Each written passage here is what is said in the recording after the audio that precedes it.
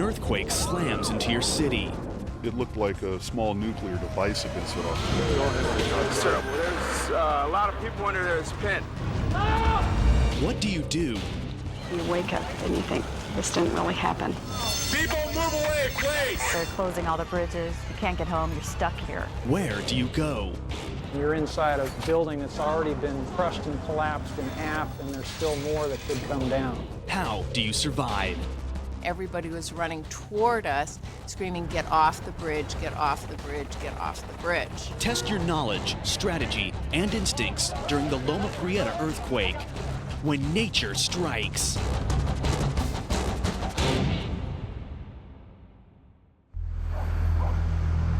October 17, 1989. San Francisco, California. It's a hot and humid Tuesday afternoon. About 62,000 baseball fans pack Candlestick Park for the third game of the World Series. The mood in the stands was so high. Like, everybody in the stands was rooting and happy and cheering. 5 p.m. 59 miles south. Deep under the Santa Cruz Mountains, pressure along the infamous San Andreas Fault builds. 5:04. The fault ruptures. Starting at a single point, the break tears along the fault plane at more than 5,000 miles per hour. Releasing enough force to lift the mountains, the shock waves spread out in a deadly ripple. Crashing into Santa Cruz, Watsonville, and shooting up the peninsula towards San Francisco. First pitch in about 12 minutes from right now. Let's go back out to Candlestick. Whoa, we're having a tremendous... Take. Oh my God, we're having an earthquake. Wait a minute, hold on. Can you feel that? 911 emergency. Humongous earthquake. For 15 seconds, the ground rolls as the 7.1 magnitude earthquake rips through the San Francisco Bay Area. What about the Bay Bridge? What's wrong with it?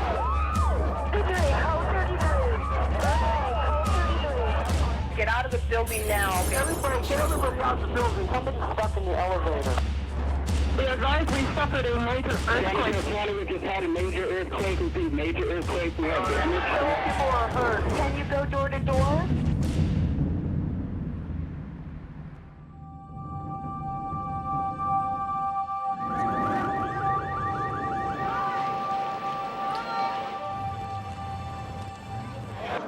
It was just this roar of sound, and as our eyes went back down, we could see the seats and the stadium moving almost independently of each other. And then as we got to the field level, Will Clark was walking across the first baseline, and his knees just buckled and he fell from the rolling of the ground. The stadium escapes with only minor damage, but other areas are hit hard. Preliminary location, 37.0 north, 122.0 west. In downtown Santa Cruz, just 10 miles from the earthquake's epicenter, buildings are reduced to rubble. In Oakland, part of the double-decker Cypress Street Freeway crumbles. That is completely collapsed. That's the upper section collapsing into the lower section of the Cypress. Tons of concrete and steel crush motorists. I just heard that something happened to the Bay Bridge. I've heard that too, but I can't confirm it. A 50-foot section of the towering San Francisco-Oakland Bay Bridge smashes onto the lower deck. And on the edge of the San Francisco Bay, houses in the Marina district collapse. Okay, ma'am, I need you to calm down. How many people are in the building? Fires now rage. The fire department is not going to be there immediately. It seemed like every block had a building collapsed or partially collapsed on it. Go home and secure your residence. Shut off the gas, shut off electricity, store water, prepare for aftershocks, prepare for 3 days of no services. You got 90 minutes of light left. You better make use of your time. At Station 38, the Marina District's command center, Assistant Fire Chief Dennis Callahan implements the Disaster Operations Plan. He must send firefighters and resources to the worst-hit areas. But where are they? Before Dennis can respond, he needs the big picture. I have to evaluate the situation, the resources, and the staff. We had to know where we were going to send them and get them out there as quickly as we could. You're a fire chief. What's the quickest way to assess how much damage has been done to the city? Drive. You can talk to rescue workers and assess their needs. Climb the roof of a tall building. It will give you an immediate view. Fly in a helicopter. You can cover a lot of distance quickly. A drive through the city will give you an accurate first-hand assessment of the situation, but many of the roads are blocked by debris and broken water pipes. It will take too much time. Climb onto the roof of a tall building, and the Marina district is easily visible, but other areas are hidden by hills. Fly. A helicopter's the best way to get a quick and detailed visual of the disaster area. Well, the helicopter gives you the largest overview. In the case of San Francisco, we're talking about a city that's only 49 square miles. The San Francisco Fire Department arranges to use KPIX-TV Chopper 5. A trip over the city confirms the Marina district has the greatest amount of damage. Entire buildings are either fully or partially collapsed.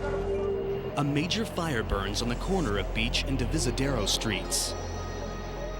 Never seen that much destruction in my career in one location like that. Okay, let's go, everybody out! Firefighter Richard Allen arrives at the main fire on Beach Street. The tightly packed wooden buildings are the perfect fuel. In 15 minutes, the fire consumes 3 floors and spreads to neighboring buildings. The flames look unstoppable. The main concern at that point was that it would just leapfrog from one building to another and eventually take a square block and then a couple of blocks. Worse yet, the earthquake has ruptured the auxiliary water supply system. What little water there is not enough to stop the spread of the fire. I was told at that time that there was no water available. They didn't know where they were going to get water. The hydrants were out. Firefighters fear they will have to leave the Marina district to burn. There was also some talk of the pulling back to Lombard Street and possibly making a stand at that point, which meant they would have pretty much given up the whole Marina district. Rescue workers hear a woman call from a collapsed building. The 3-story structure is little more than a 12-foot pile of wood and plaster. It may take hours to free her. She was talking, she was calling out, somebody help me, please don't leave me. A trained paramedic, Richard volunteers to crawl into the pancake structure with firefighter Jerry Shannon. If the building catches fire, they will burn to death. And all we were trying to do was tell her to keep talking so we could at least head in that direction. We were trying to follow her voice and find out where she was. The Marina district sustained the city's worst damage. The culprit, the massive 800-mile San Andreas Fault. Across the bay, the 55-mile Hayward Fault poses an additional threat. These are the principal or the most dangerous faults in the area. These master faults mark the boundary between the Pacific Ocean Plate and the North American Continental Plate. Like 2 giant rafts, the plates slide past each other. When the movement is stopped, pressure builds. They kind of get hung up and they stop, and while they're hung up, the plate's still moving, so there's stresses that build up at the boundary. And eventually those stresses exceed the strength of the area, and they pop, and that pop is the earthquake. These 2 major faults make California one of the most seismically active regions in the world. The red dots show the several 100,000 earthquakes that have occurred in California since about 1980. Most are little more than rumbles, 1 or 2 magnitude shakes. But at 7.1, the Loma Prieta earthquake is a major rupture. As the fault moves, and it moves fairly rapidly, it sends out waves, sound waves and shear waves, away from the fault as it moves, and that's experienced as the shaking from the earthquake.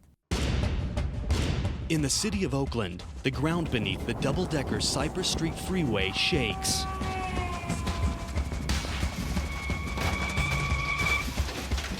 In a moment of unimaginable horror, the concrete pillars between the decks fail. The top deck slams onto the deck below.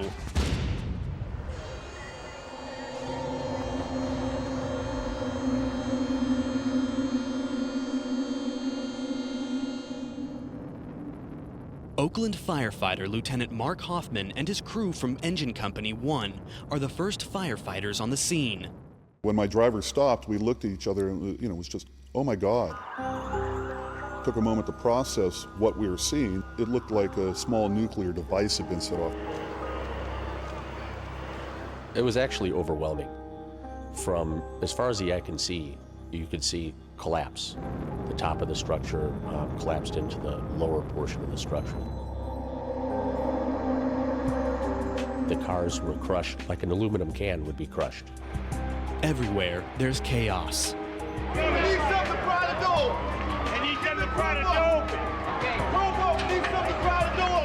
Local residents try and help the wounded. The injured need aid desperately. Lieutenant Hoffman sets up a triage center. He then climbs up the outside of the support columns and enters the gap between the decks. I really had to go through a kind of a gut check and do I really want to do this? In the 4-foot-high crawl space, cars burn. The air is thick with smoke. Mark can smell gasoline from ruptured fuel tanks. We can't do mass pants. You got to get the patients down first. I'd never really seen this before. The suspensions just completely went to the ground. The floorboards were right against the roadbed and the wheels were just tucked up. Lieutenant Hoffman searches each vehicle for signs of life. At first, he finds only death. Then on the edge of the freeway, he sees a car pinned under a concrete slab. In the wreckage, 2 children are in need of help. Well, the boy was delirious. The girl was also at a high level of anxiety, but was able to respond to direction, which the boy wasn't. He needs to get the injured children out quickly. It will be difficult. The children are trapped in the twisted metal. You're a firefighter. What tool should you use to free the children? A Halligan bar. It can snap open the door quickly. A hydraulic spreader. It's got the muscle to rip metal apart. A reciprocating saw. It's perfect for a precision cut. This is a tight space. A Halligan bar needs room to create leverage, and a reciprocating saw's metal teeth may produce a spark and ignite leaking gasoline. But a hydraulic spreader, also known as the Hearst tool or jaws of life, is safe and has the strength to tear the metal apart. The advantage to the Hearst tool is it's pneumatic, that in the environment we were in, there were gas tanks that had ruptured, there were people working close to each other. You don't really want to be generating heat, sparks. Firefighters can use the Hearst tool and cut through the car's back door. They pull the young girl from the wreckage, but her brother is still trapped.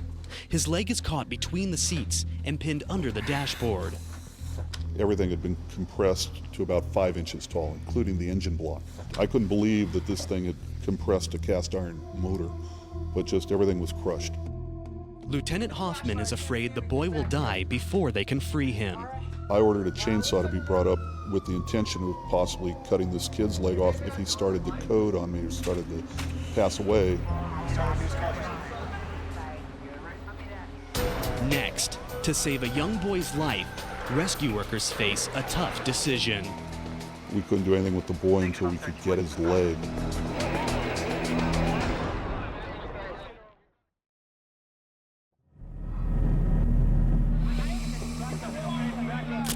Tuesday, October 17th, 1989. In the worst disaster of the Loma Prieta earthquake, the double-decker Cypress Street Freeway has collapsed. In a 4-foot space between the collapsed decks, Lieutenant Mark Hoffman battles to free a young boy from a crushed car. Well, he was incoherent. He was in a lot of pain. For more than 4 hours, firefighters cut at the twisted metal.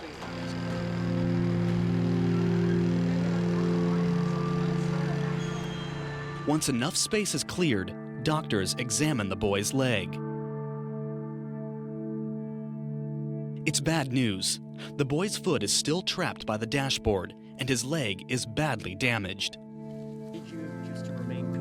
Doctors decide to amputate. It's the only way to save the boy's life. Incredibly stressful on the individuals, myself included, that were having to do this. And then the fact that you knew that even if you did your best work, the kid's still going to lose his leg. It is a difficult operation in extreme conditions. Rescue workers are afraid that the boy will go into shock and die. You're a medic. Which symptom indicates that a patient is going into shock? A rapid pulse, unequal pupil size, difficulty swallowing. Difficulty swallowing and unequal pupil size are signs of many medical conditions, but they are not associated with shock.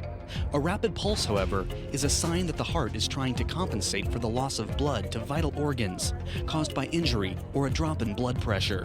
It's an important sign that the patient is going into shock. They had him on a monitor, for his heart rate. They were able to check his respirations. So we then stopped worrying about the fact that, we might lose this boy. The operation's quickly underway. In about 20 minutes, the boy is eventually free. Some guys were elated. Other people were just relieved. On a personal level, I was just glad it was over. There's a gas leak. Let's go. Turn around and go that way. Gas leak. Back in the Marina district, on the edge of the San Francisco Bay, firefighters Richard Allen and Jerry Shannon are searching for a woman inside the collapsed building. They can hear her call for help, but they can't find her. It must be horrible to be trapped in a building, first of all, not know if anybody can even hear you. Then they hear you, and they're looking for you, but you wonder if they're ever going to find you. Neighboring buildings burn out of control. Worse yet, there is little or no water to fight the fires. The earthquake has ruptured the auxiliary water supply.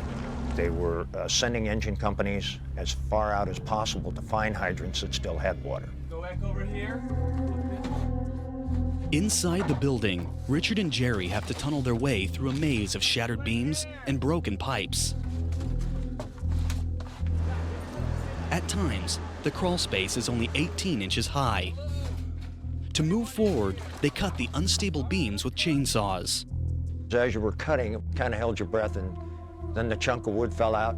The building didn't come down, so you knew you were safe enough to go another 2 or 3 feet forward to the next pipe or the next piece of wood. Surrounded by tons of debris, Richard smells gas.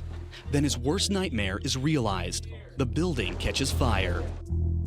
We knew that they had to start putting water on that to put it out, or we were going to be trapped in a fire building. With the auxiliary water system knocked out, what's the best way to transport water to the fires? Fireboats, the bay's 250 yards away. Fire engines, they have water on board already. Fire planes, each payload can deliver huge amounts of water.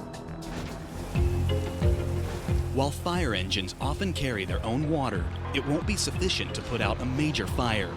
And fire planes can drop huge amounts of water, but in an urban area, the force might injure people below. However, fireboats are readily available and have access to an unlimited supply of water. The fireboat has the capacity to draw the water from below the water line into pumps, and then those pumps can pump the water into hose. Firefighter Nathan Hardy is a marine engineer on the fireboat Phoenix. He receives a desperate call. Get the Phoenix to the Marina immediately. At that time, the traffic was backed up. There was no way to get a crew back here. So that's when we realized we had to go without a crew, and the 3 of us took the boat. The fireboat Phoenix cuts through the water. It is a race against time. The approaching low tide threatens to expose a sandbar at the entrance to the marina. If the tide drops any further, the sandbar will block the entrance. Well, as we approached it, we could actually feel it hit the bottom of the vessel.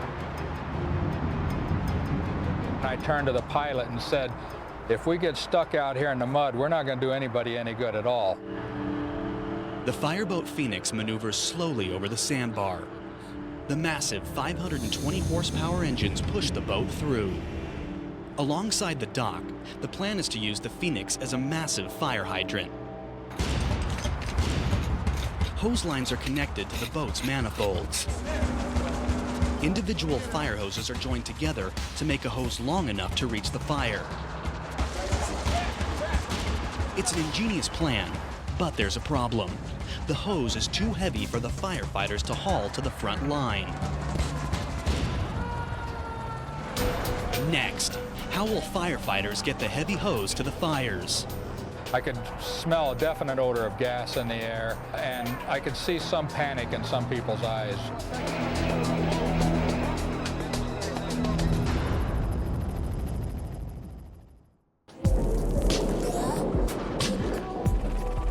In the aftermath of the 1989 Loma Prieta earthquake, the fireboat Phoenix has arrived at the edge of the Marina district.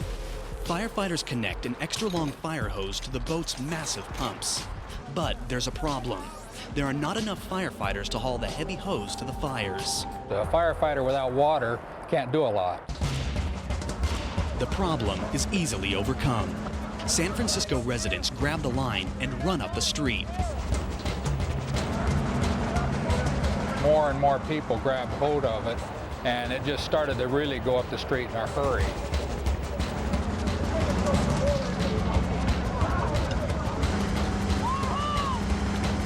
It was amazing. I would not have wanted to get tangled up in that hose because it was coming right off the boat like a machine was pulling it.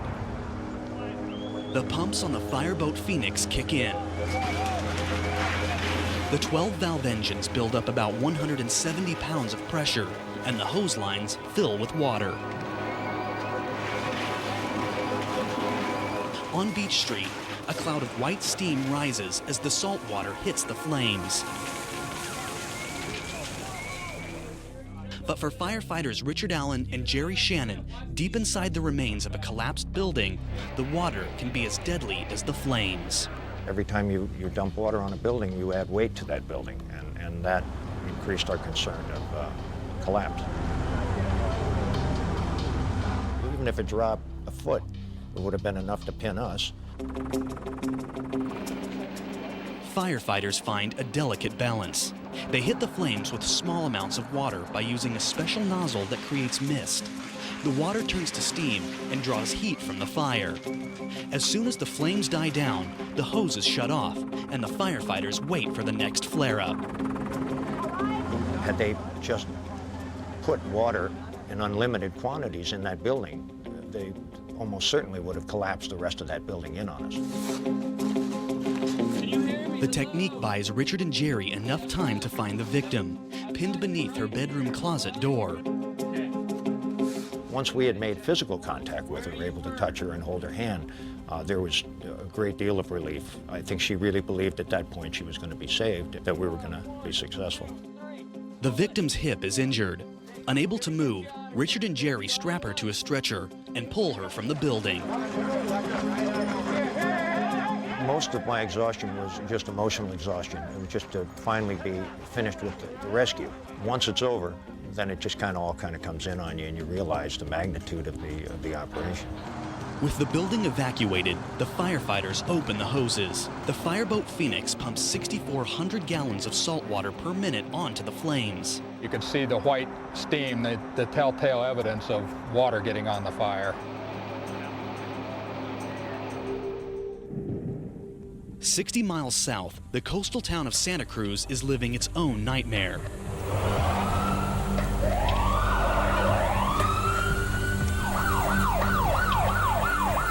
They just said it shook in San Francisco, all the way from San Francisco all the way down here. Just 10 miles from the earthquake's epicenter, the city receives the full force of the earthquake.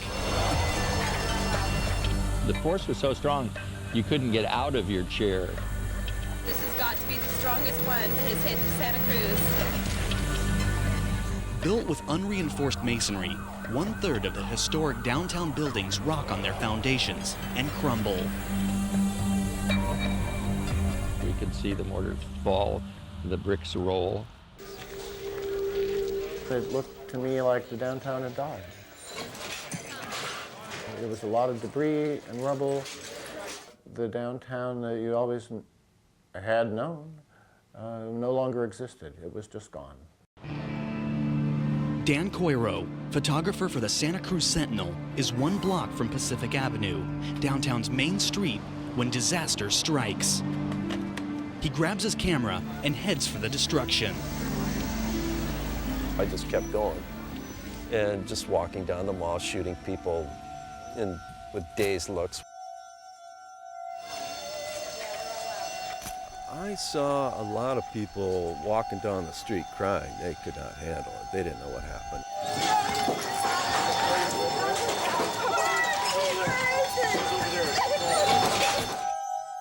That was minutes after the earthquake.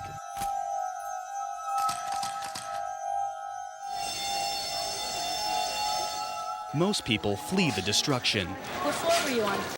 But Dan notices a group running back into the remains of a building. The Ford's department store is little more than a pile of wood and plaster. Through the dust and debris, Dan sees people frantically digging for survivors.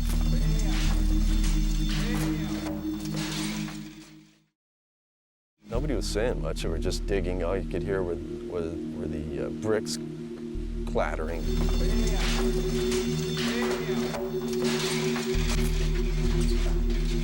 Not much talking, just people scrambling to get debris out of the way.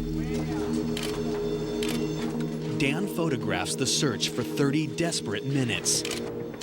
Finally, Edith Dominguez is pulled from the rubble, and Dan captures the moment on camera.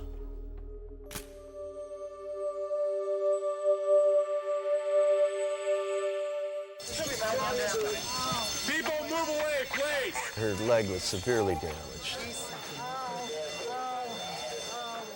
People just lifted her out of the rubble, brought her out to the street, and they put her in the back seat of a car and drove her to the hospital. You're in a shopping mall during an earthquake. Where's the best place to find shelter? In a corner. Corners are structurally sound. They tend to fail last. In the central courtyard, out in the open, you'll be safe from collapsing walls. Under an escalator, it'll protect you from falling debris. Courtyards are often covered by large sections of glass. During an earthquake, this could break and fall, causing injury to persons below. The top and bottom of an escalator can be pulled in opposite directions, leading to a dangerous collapse and injuring anyone beneath. However, in a corner, the walls tend to brace and strengthen each other, often creating a safe spot. You're surrounded with walls that are structural, they're bearing. You have a ridge line probably from the roof over you. So all those structural components combine to make a system that's actually strong. Meanwhile, back at the Cypress Street Freeway, another victim waits for rescue. I'm driving along and I feel like I have 4 flat tires, and then boom, something hits from above. This failure was very, very sudden, but it just sliced through the connection between the upper and lower deck. And it just slid outwards and then downwards, so the upper deck collapsed onto the lower deck. So it was very, very scary.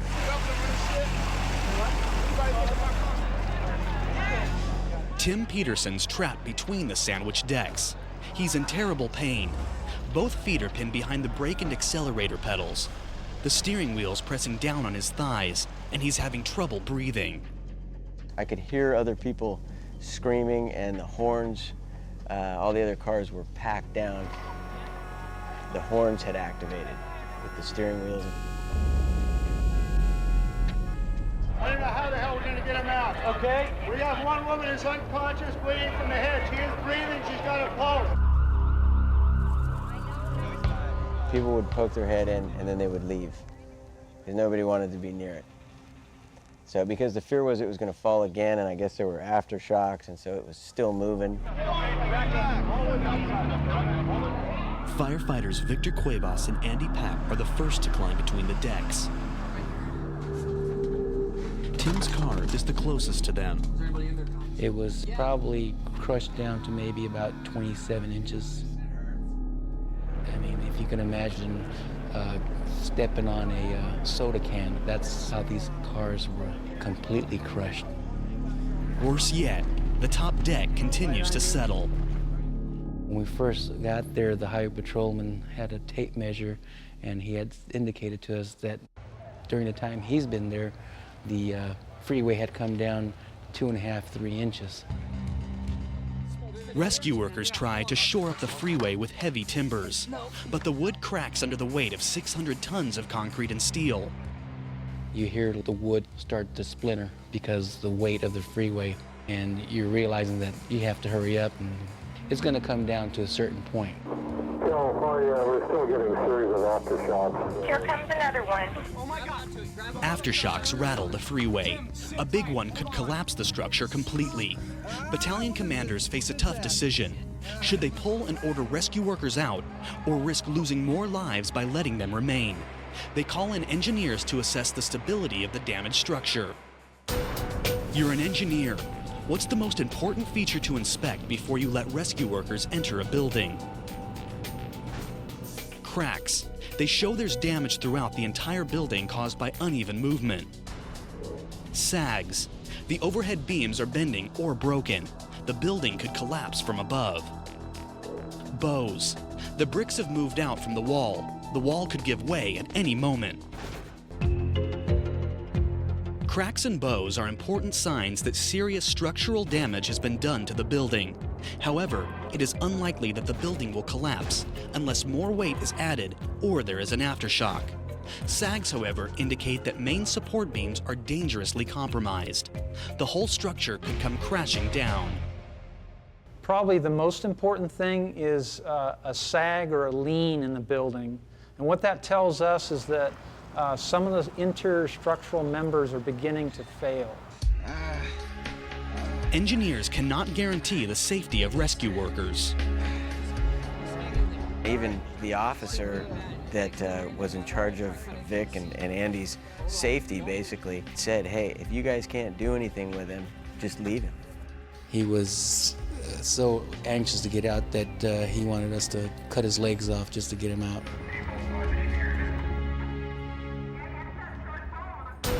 Next, the top deck continues to drop. It may be impossible to free Tim from the wreckage. We started tearing the stuffing and the springs out of the seat so that it can give him a little bit more room.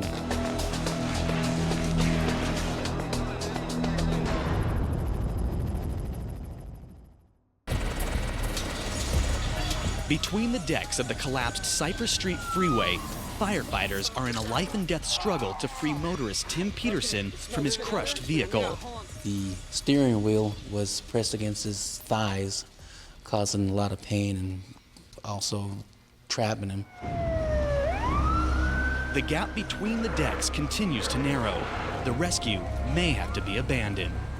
They had measured it and they had tried to shore it up, and they had realized that it was getting smaller. The Jaws of Life, or hearse tool, will speed things up, but crews are using them elsewhere on the structure. Rather than give up, the rescue team tackles the wreck with hand tools. Andy was able to cut the steering wheel completely off so that he can have a little bit more room. After prying and pulling on the metal and just trying to move things apart, we used jacks to try to stretch the metal to try to get him out. Finally, a fire truck from the neighboring city of Fremont arrives. They have the Jaws of Life. We were able to make a couple of cuts and a couple of pries here, and we were able to make enough room just to squeeze them out. Tim is rushed to the hospital. When we finally got him out, it was a sigh of relief for everybody. We were able to do our job, and we were able to get him out in one piece, and he was going to survive. 42 motorists die in the collapsed Cypress Street Freeway. It's a tragic reminder that in earthquake country, even the most impressive structures can fail. Just 2 miles away, the towering San Francisco-Oakland Bay Bridge suffers a similar fate. Abby Malamed is on the bridge when the earthquake hits. My car began to shake. I mean, it was more than a little vibration. It was a shake, and it was rocking side to side. Ahead of her, Abby sees brake lights. 5 lanes of traffic come to a complete stop. All of a sudden, we saw all these people running toward us, screaming, "Get off the bridge, get off the bridge, get off the bridge." Opened for traffic in 1936, the San Francisco-Oakland Bay Bridge was the longest suspended deck bridge in the world. Hailed as an engineering masterpiece, it appeared indestructible. But now, 53 years later, it's no match for the Loma Prieta earthquake.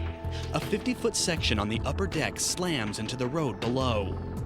Truss structure in the middle, which is very, very stiff, and things that are stiff tend to attract more load, more force, and so what happened was that the deck structure actually broke away from this support, and then it pulled the next deck along with it, and then it fell off its support at its other end. Caught 191 feet above the San Francisco Bay, Abby grows frantic. Ahead, the bridge has collapsed, and aftershocks rumble through the structure. You're caught on the San Francisco Bay Bridge during an earthquake. What should you do? Stay put. The panicking crowds could injure you. Drive away. Get off the bridge as fast as possible. Abandon your car. You will be able to avoid major obstacles. Staying put in your car may make you feel safe, but aftershocks could cause the bridge to collapse. Driving away may seem like a good idea, but abandoned or crashed cars may block your escape. In this situation, your best bet is to abandon your car. What's going through my mind is, should I lock my car? Should I leave the keys in the car? What if the car needs to be moved? What if someone steals the car? I mean, totally irrational thoughts. The only way to escape or get off the bridge was obviously to run, walk, or crawl. 911 emergency. Yes, have you gotten word of the Bay Bridge? Abby decides to run for it. The upper deck appears to have collapsed during an earthquake. Hold on a second. I tried to keep as cool as I could because I figured I would be able to figure out where to go and how to get off the bridge quickly if I sort of kept my wits about me. Abby and the other motorists head for Yerba Buena Island, a small island in the San Francisco Bay, where the east and west spans of the Bay Bridge meet.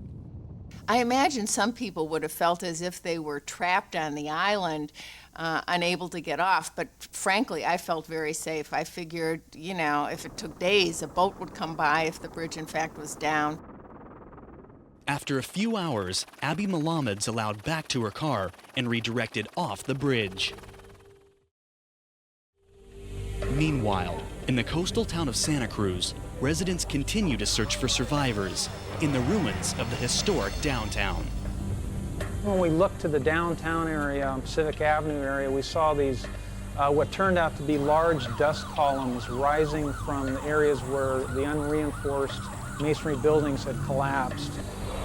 Masonry buildings aren't very good in earthquakes because they're very brittle structures. You might imagine that actually brick is quite strong. But the thing is, the actual mortar in between that is very weak, so it tends to fail along the mortar lines. Firefighter Matt McCaslin arrives outside a collapsed coffee shop. He hears people are trapped inside. Matt enters the shattered building. We're going into a building and we know it that everybody's just run out of, and that sets the tone.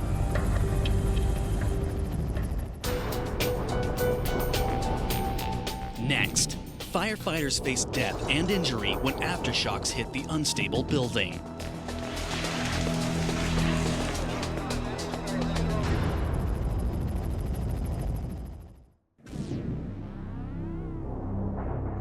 In the devastation following the 1989 Loma Prieta earthquake, firefighter Matt McCaslin searches for survivors in the remains of a Santa Cruz building.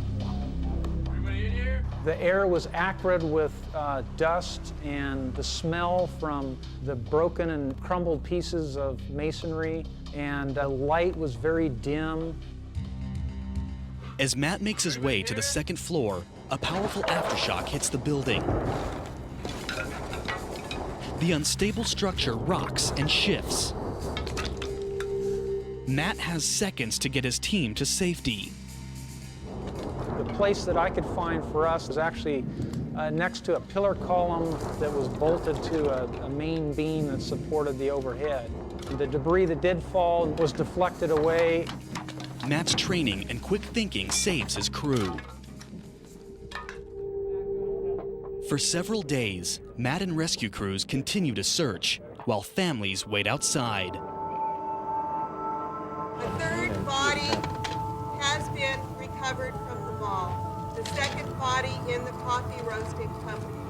It is the body of 22-year-old Robin Ortiz. I would say mixed emotions. There's some sadness, but yet some relief that, you know, we'd found them and that we could have some closure.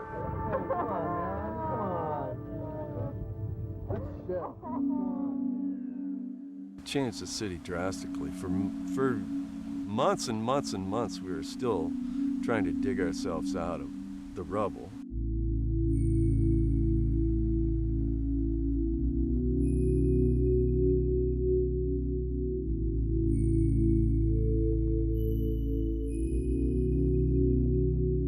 The 7.1 magnitude Loma Prieta earthquake is the largest earthquake to hit California in 83 years.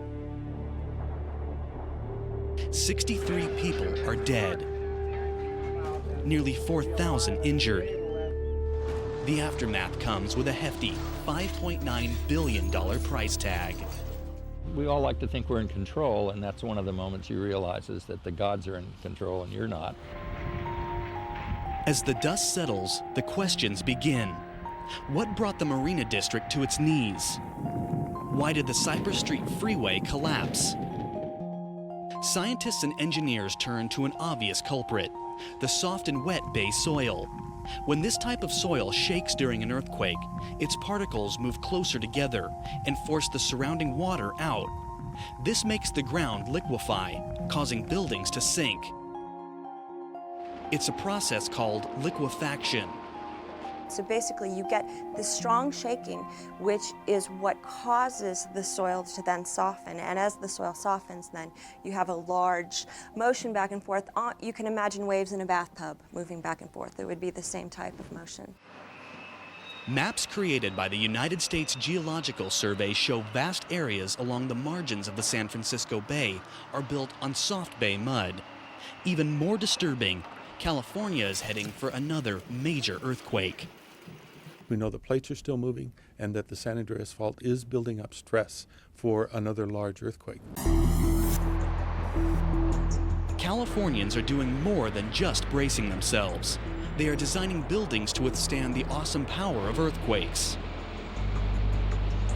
With the technology developments we've had over the last 10, 15 years, we have now reached a point where we can design any building or any bridge to be able to withstand the strongest possible earthquake that could happen in California and not be damaged.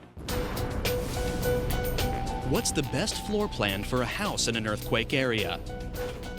Square. Symmetrical buildings have the greatest structural strength. Cross. Corners are the strongest point in a building. The more corners, the stronger the building. L.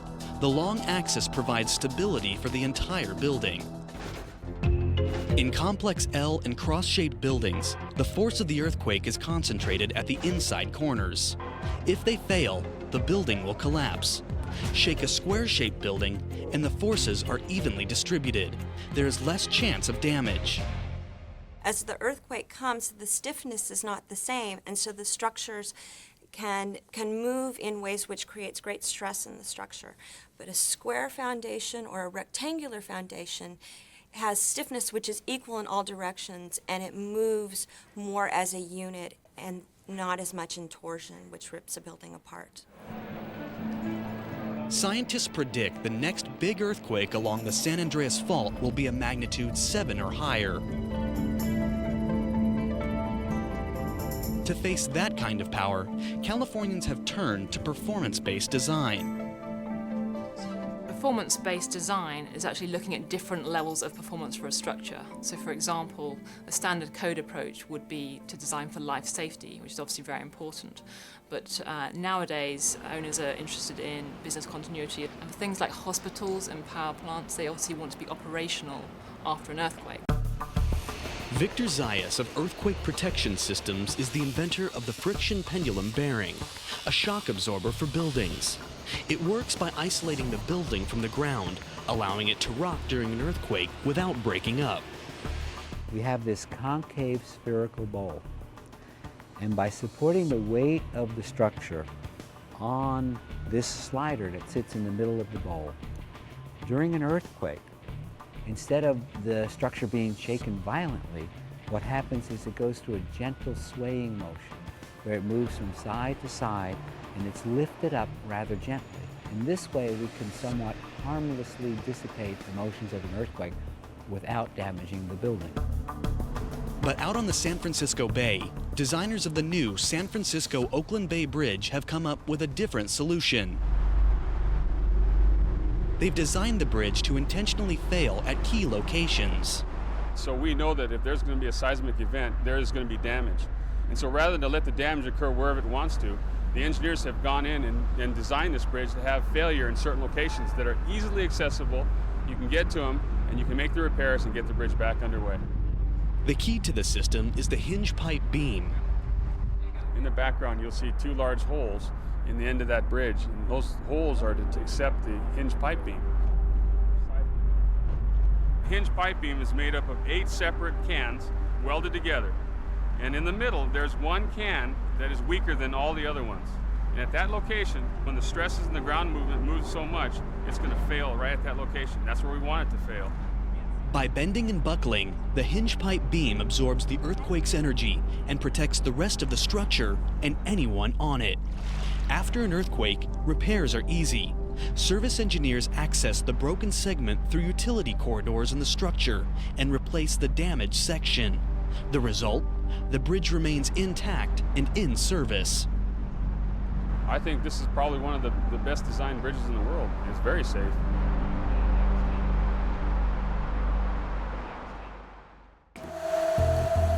With innovations in building designs and construction, Californians are preparing for the next great earthquake. But for those who survived the 1989 earthquake, it is the courage of the individuals that is remembered. It was taking a unique person to want to crawl down in there and be a part of getting this person out. It took those type of guys to finally do that. That's why they're the heroes.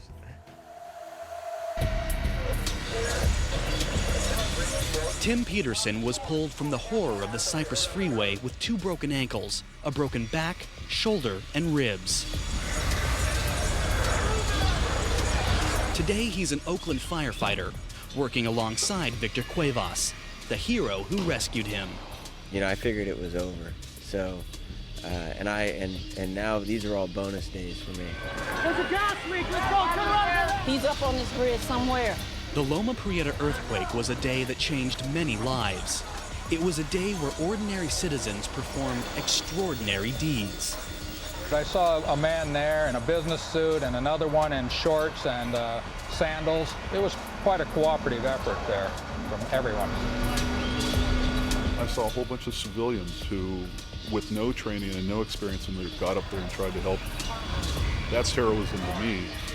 Living with earthquakes will always be unpredictable and often deadly. We can study, monitor, and learn. We can even build to protect. But when the earth shakes and the ground rolls, those who face nature's power will have to make life or death decisions, choices that will forever change their lives.